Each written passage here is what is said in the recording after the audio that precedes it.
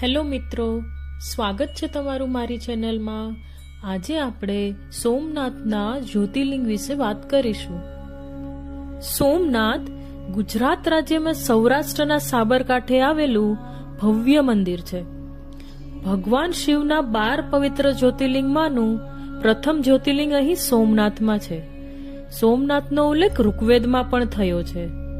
મંદિરની ખ્યાતિથી લલચાઈને લૂંટ તથા ધર્માંતરણ કરવાના ઈરાદે આવેલા અનેક વિનાશકારી આક્રમણકારો સામે સોમનાથનું આ મંદિર અડીખમ રહ્યું છે।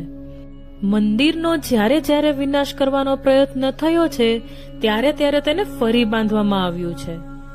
દંતકથા અનુસાર સોમ એટલે કે ચંદ્ર ભગવાને સોનાનું, રાવણે ચાંદીનું અને શ્રી કૃષ્ણએ ચંદનના લાકડાનું મંદિર બાંધ્યું હતું। ચંદ્રદેવને 27 પત્નીઓ હતી, જેને આપણે આજે 27 નક્ષત્રોના નામોથી ઓળખીએ છીએ। તે બધી દક્ષ પ્રજાપતિની પુત્રીઓ હતી। તેમાંથી રોહિણી નામવાળી પત્ની સાથે ચંદ્ર સદાય પ્રેમ મગ્ન રહેતા। બાકીની 26 પત્નીઓ કે જે સગી બહેનો હતી તે પતિ વિયોગથી ઉદાસ રહેવા લાગી।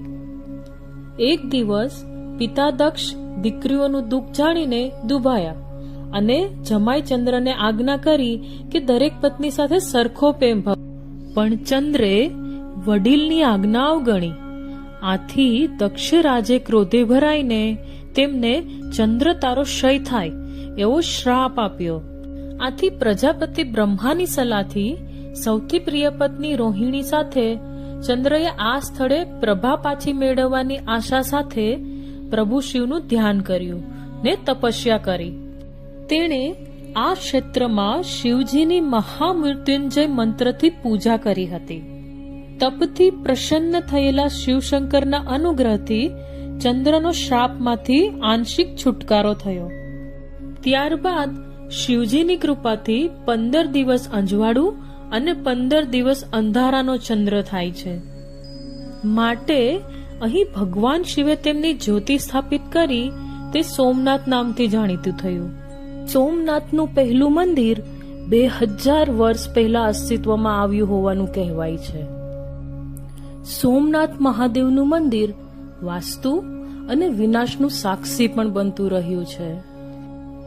મંદિરની રક્ષાર્થે અનેક વીરોએ તેના પ્રાણનું પણ બલિદાન આપ્યું છે। આખરે વર્ષ 1947માં ભારતની આઝાદી બાદ સરદાર વલ્લભભાઈ પટેલ આ તીર્થ સ્થળની મુલાકાતે આવ્યા। સોમનાથના ખંડેરોને જોઈ તેમણે નવ મંદિર નિર્માણનો સંકલ્પ લીધો અને વર્ષ 1951ની સાલમાં 11મી મેના રોજ તત્કાલીન રાષ્ટ્રપતિ રાજેન્દ્ર પ્રસાદના હસ્તે સોમનાથ જ્યોતિર્લિંગની પ્રાણ પ્રતિષ્ઠા કરવામાં આવી। અનેક વિઘ્નો બાદ પણ સોમનાથનું સ્થાનક વારંવાર બેઠું થયું છે અને આજે તો તેની ભવ્યતા જાણે આકાશને સ્પર્શી રહી છે। આ સોમનાથનું મંદિર સર્વપ્રથમ શિવધામ મનાયું છે। દર વર્ષે મોટી સંખ્યામાં શ્રદ્ધાળુઓ સોમનાથના દર્શને આવે છે। કહેવાય છે કે જે એકવાર સોમેશ્વરના દર્શન કરી લે છે તેના મનમાં સોમનાથ દાદાનું સ્મરણ સદૈવને માટે સ્થિર થઈ જાય છે। તો બોલો જય સોમનાથ।